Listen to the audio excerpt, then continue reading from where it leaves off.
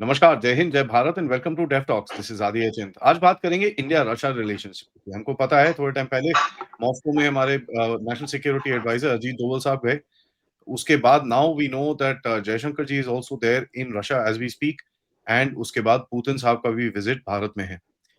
Now we also know that Russian oil इस time पे बड़ा टेस्ट है। भारत को फँसाने के लिए रशियन ऑयल को यूज़ किया जा रहा है, बाकी सब कोई टेंशन नहीं है। And so we know that this relationship is under stress right now. Having said that दोनों तरफ से एक पुश है टू काइंड ऑफ एक्सर्ट। ये किस तरफ जाएगा? बात करते हैं पथिकृत भाई से। नमस्कार। नमस्कार आदि भाई। देखिए, ये तो अगर आप देखेंगे वेस्टर्न मीडिया को या जो क्रिटिक्स है वो ऐसा दिखाने की कोशिश करेगा कि इंडिया ने वेस्ट को छोड़ ही दिया साथ, अब सिर्फ रशिया के साथ। ऐसा नहीं है। जैसे हम लोग कल भी डिस्कस कर रहे थे, यूएस इंडिया के डिफेंस कोऑपरेशन के ऊपर भी डिस्कशंस चल रहा है। ये जो 97 तेजस मार्क 1 है, which is a very big deal, that will mostly pivot around the G engine. फिर उसके बाद चाइना के साथ भी रिश्ता बेहतरी की कोशिश काफी की जा रही है, और रशिया के साथ तो एक टाइम टेस्टेड रिलेशनशिप है। तो इंडिया का अगर आप देखेंगे जो फॉरेन पॉलिसी फिलॉसफी है, अ, उसी को फॉलो किया जा रहा है कि we have a dehyphenated approach.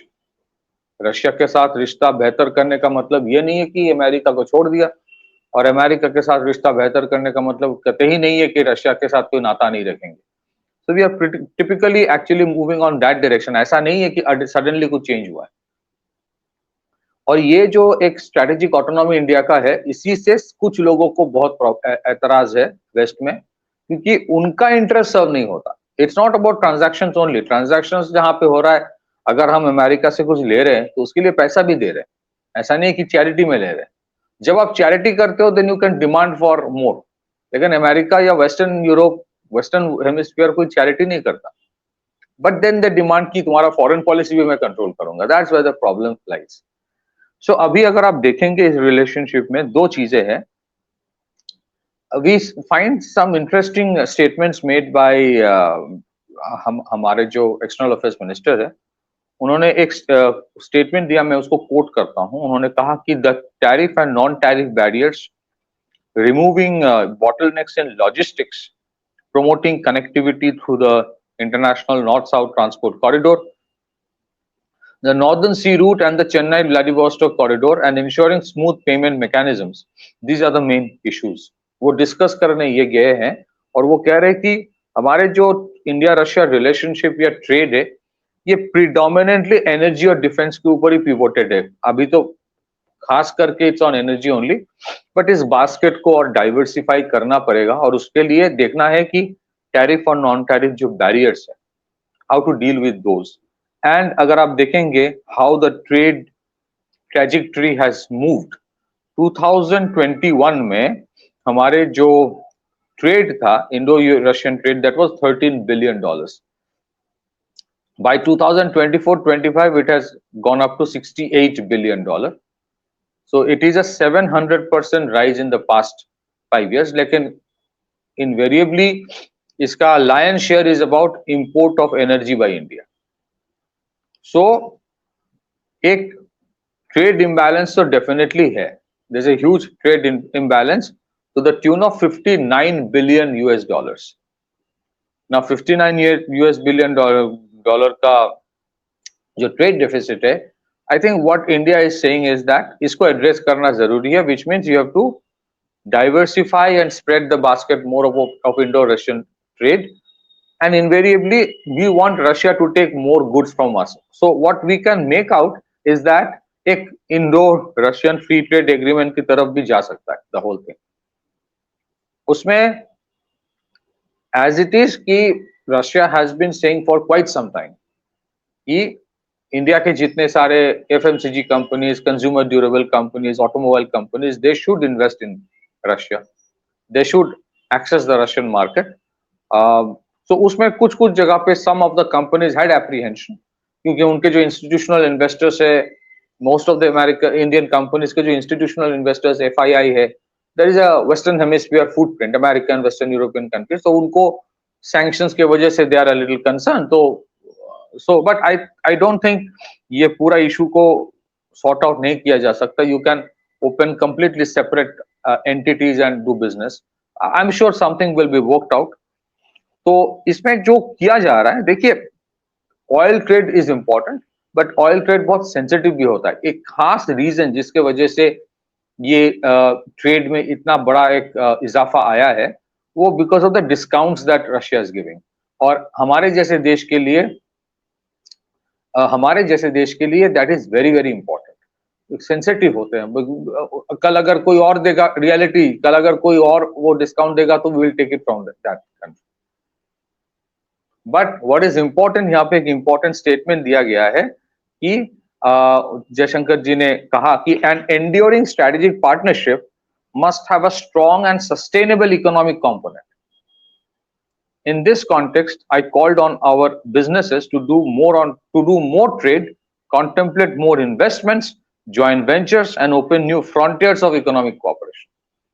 आज हम जब आर्टिफिशियल इंटेलिजेंस की बात करते हैं, क्लाउड कंप्यूटिंग की बात करते हैं, ब्लॉकचेन की बात करते हैं, बायोटेक्नोलॉजी की बात करते हैं, one thing we must always remember, ये सारे चीजों में रशिया कम नहीं है.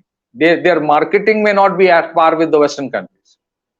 Their marketing may not be at par with the Chinese. But आज भी the best of the mathematicians of the world, we will not be surprised if most are of Russian origin.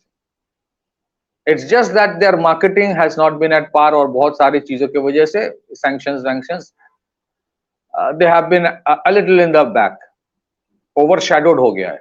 But when it comes to technology, there are major areas of cooperation जहां पे मुझे लगता है कि काम हो सकता है और होगा. Another major frontier is invariably the critical minerals. उसमें रशिया का दबदबा है, अभी भी है. Central Asia is completely under the Russian influence. So I think what is being done is that देखिए it's a fait accompli right now कि वो 50% टैरिफ होने वाला है. जितना लग रहा है, it may not be sustainable in the long run. It may be taken of may be a month later. हो सकता है कि 15-20 दिन, एक महीने में वो चला भी जाए, बट वो आने वाला है. Now as a government you have to look at contingency measures. So contingency measures में एक ये होता है कि you take care of the exporters. You also ensure कि आप डाइवर्सिफाई करो अपने ट्रेडिंग बास्केट को. अमंग द मेनी मार्केट्स जहां पे डाइवर्सिफाई करने की कोशिश की जाएगी, बहुत सारे ग्लोबल साउथ के देश होंगे. Russia invariably will be one of the many countries. अब रशिया ना करते हुए भी $2 ट्रिलियन की इकोनॉमी है, कम नहीं है. हम जब बोलते हैं कि Russia is in conflict with Ukraine, most of the Russian conflict वो ईस्टर्न एरिया में, ईस्टर्न रीजन्स में, उनके जो वेस्टर्न पार्ट है, वेस्टर्न रशिया में ही सीमित है थोड़ा बहुत. Rest of Russia is working as it is. हाँ, उनका पॉपुलेशन, उनका कंजम्पशन, उनका purchasing power, we can not compare with that of US. No question of that. But जितना भी उनके परचेसिंग पावर है, उसमें there is lot of potential to enhance Indian share in that consumption का. So I think on that line, these things are being worked about. But I think India is pretty clear on this thing कि ये कोई binary नहीं है कि या तो Russia के साथ या तो अमेरिका के साथ. I think the approach even till now is that we are working out to improve the relationship जहां apprehensions है. और जैसे हम लोग कल डिस्कस कर रहे थे आदि भाई, जिस तरह से डिपार्टमेंट ऑफ डिफेंस की डेलीगेशंस आ रहे हैं, जो भी व्हाइट हाउस बोले, I think we all agree कि other segments of the American government do not agree to that. हाँ, we have to be careful. जैसे अभी जी का इंजन के भी अगर बात कर ले, तो ये एक क्रिटिकल डील है जो जी के लिए भी इम्पोर्टेंट है, बट हमारे लिए भी ये इम्पोर्टेंट है कि ऐसा नहीं है कि सिर्फ इसी जी के ऊपर ही इंडिया भरोसा करके रह जाएगा. They are also working on alternates. And if you look at the approach of India, जितना मुझे लगता है कि for the next 10 years India will lie low. India will not get into a confrontational approach, and I think this is justified. This is the way we should be. This is ideally, you take care of your own interest. You don't need to get into unnecessary जिसको कहते हैं ना tug of war. जो होता है tug of war, माने you make statements which create problems. दूसरी तरफ से हो रहा है, But I think the Indian political leadership has been very, very mature in that. आप देखेंगे none of the ministers are giving any statement on India-US relationship. I think there's a very clear-cut line कि कौन बोलेगा कौन नहीं बोलेगा. अब वो पहले था, सब बोल रहे थे, सबने अटैक करा था, अभी वो थोड़ा ठंडा हो गया वापस से. Everybody was in the attack mode some time ago. You know, obviously nobody wants. See, I find the one thing very amusing in this whole thing. कि Russia के साथ you are also targeting families. Now this is very amusing when it's not just the one Ambani family which is making money. Even Indian PSUs are making money and all that. Anyways, leave that apart. Russia के relationship के अंदर एक factor जो और रहेगा which is China. Of course, we know Russia का जो एक रिलेशनशिप है चाइना के साथ, it's a very very very transactional relationship. How do you think that figures in with our relationship, building transactionalism with China going forward? देखिए, Russia के साथ जैसा आपने बोला कि चाइना का एक ट्रांजैक्शनल रिलेशनशिप है और वहां पे बैलेंस करने के लिए भी रशिया चाहेगा कि इंडिया का इन्वेस्टमेंट रशिया में बढ़े. Otherwise it is all investment from one place. जितना ये सही है उतना ही सही ये भी है कि चाइना के ऊपर भी रशिया का एक लिवरेज है. तो China will not do anything what it wants if Russia says कि hold your horses. So Russia का leverage है, there is no denial, and that's why I think कि ये जो इंडो चाइना जो भी है, अगर आप 5 साल की ट्रैजेक्टरी देखेंगे, चैलेंजेस है और वो होता है. आपके बहुत सारे दर्शक बांग्लादेश और पाकिस्तान से है, उनको लगेगा कि अरे तुम लोग क्या करो, तुम्हारे please understand you are we are a $4 trillion economy. हमारी एस्पिरेशन अगला IMF लोन नहीं है, हमारा एस्पिरेशन है $10 ट्रिलियन. तो वो एस्पिरेशन अगर $10 ट्रिलियन का है कि जो एग्जिस्टिंग होते हैं उनके साथ दरारें आती है. जैसे क्लास में भी जो फर्स्ट होता है और सेकंड होता है उसमें तो कंपटीशन होता है ना. तो सिमिलरली अगर आप 5 साल की ट्रैजेक्टरी देखेंगे, प्रॉब्लम्स तो आया, बट जैसे मैं हमेशा कहता हूँ there was never a breakdown of communication. कुछ ना कुछ लेवल पे कम्युनिकेशन होता रहा. And somewhere I think there was an invisible hand of Russia as well in ensuring कि things don't go beyond a point. So ये help करता है. देयर आर सर्टेन ट्रांजैक्शंस जहां पे we don't know because we will not never have all the information. ये जो vostro account में some of the settlements जो रशिया के साथ होता है नॉन डॉलर डिनोमिनेशंस में, सम प्लेसेस जहां पे चाइना के साथ भी सेटलमेंट हुआ है, you never know, the Indo-Russia Vostro is also perhaps being used for settlements with China as well. So बहुत सारे फैक्टर्स प्ले करता है. For example, the RD-93 engine, जो JF-17 में भी लगता है. So I think there will be certain things said to the Russians. ये जो थोड़ा सा देख लो इस चीज को. हाँ, it is true कि रशिया को भी बिजनेस करना है, जिंदा रहना है, but with in the defined constraints ये लिवरेज काम करता है. जैसे आपके लिवरेज अमेरिका में भी है, अमेरिका का भी लिवरेज आपके ऊपर है. सिमिलरली इंडो चाइना रिलेशनशिप में Russia is a leverage on from both sides. It works as a mediator as well. It works in mediation. That we cannot deny. Officially वो बाहर कभी नहीं आएगा, but that relationship does help. No, there is also the fact that Russia uses India as a hedge against China. Absolutely. So that is also there. But इसके अंदर military aspect के बारे में तो कुछ अभी details पता नहीं चली हैं. Is there anything that you'd like to add as a closing note? Because I think that relationship is going to be more consequential than anything else. अगर आप वही उसी का भी एक ट्रैजेक्टरी देखेंगे, a decade back, at best the Russians were okay with assembly in India. Assembly कर सकते हैं और वो हुआ है. MiG-21, Sukhoi 30 MKI. Sukhoi 30 MKI का तो मतलब इतने बड़े पैमाने में बना है. Now the Russians, given the situation all around, given the situation, और उनके अपनी कैपेसिटी नहीं है कि वॉर को सस्टेन के लिए खुद का प्रोडक्शन भी करे और अपना एक्सपोर्ट मार्केट को भी केटर करे. वो नहीं कर पाएगा. So what you see in the last 5 years, एक तो India is emerging as an MRO facility for many of the Russian clients, especially of Sukhoi. Many of these countries like Malaysia, Indonesia, वो interested होता है India में overhauling, India के weapons integration on Sukhoi platforms. दूसरी चीज है, now you see the Russians are comfortable The Russians are comfortable with you completely having manufacturing done in India of Russian products. That's it. अभी AL-41 की भी बात हो रही है कि AL-41 they want India to manufacture it. That's a very big step forward. It's a huge step forward. Secondly, I think they are far more comfortable now to share the technology. और उनके लिए ये भी एक I mean, I will not say कि ये compulsion है, but कहीं ना कहीं एक जरूरत है कि you know otherwise you can't keep.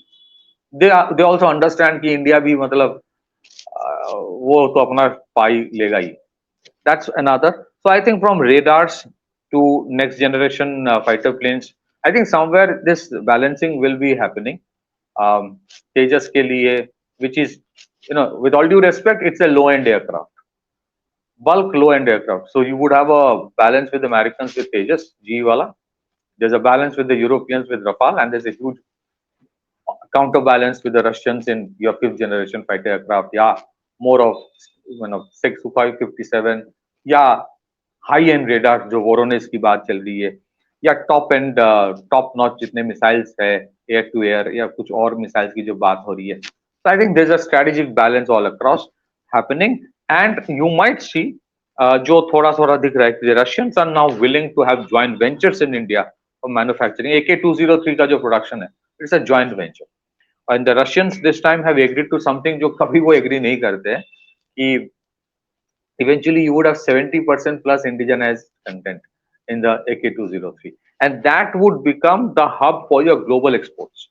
जो बरेली रायबरेली में जो ये जॉइंट वेंचर है इंडिया रशिया का, ये इवेंचुअली एक हब बन जाएगा फॉर एक्सपोर्ट ऑफ AK-203 और other derivatives to Russian clients in other countries. That's a very big thing. That's not a small thing, क्योंकि इंडिया के पास जो कैपेसिटी है आज बनाने की, because we are not at war like the Russians. So Russia will also want to leverage that. So I think there are areas to explore, but at the same time, I would repeat, it does not mean कि हमारा रिश्ता America के साथ खत्म हो गया. You know, these are fluid, dynamic relationships. ऐसे खत्म नहीं होता है. किसी ने उस दिन कहा, and I want to quote without naming, that we have withered the Biden era also, we will wither this also. But deep down, there are major areas of collaborations, cooperations. By one statement of the president of United States or a few tariffs here and there, ये बंद नहीं होता. FDI from America अभी भी चल रहा है. Real estate में वो इतना खरीद रहा है कि I think it is pissing off, sorry, but the Trump administration कि Apple इतना बड़ा facility क्यों ले रहा है. And not just that, if you look at the semiconductor के footprint अगर आप इंडिया के देखेंगे, the major companies doing joint ventures in India for semiconductor manufacturing, majority are of American origin. They are comfortable. Back to you. As I've always said, Wall Street is your way out. Yeah. So thank you so much, Patikrit bhai, for that update. Thank you to the audience for watching this show till now. And of course, please request you to like and subscribe to the channel. And if you can, please do contribute. All the details are there for you in the description. Thank you so much. Namaskar. Jai Hind. Jai Bharat.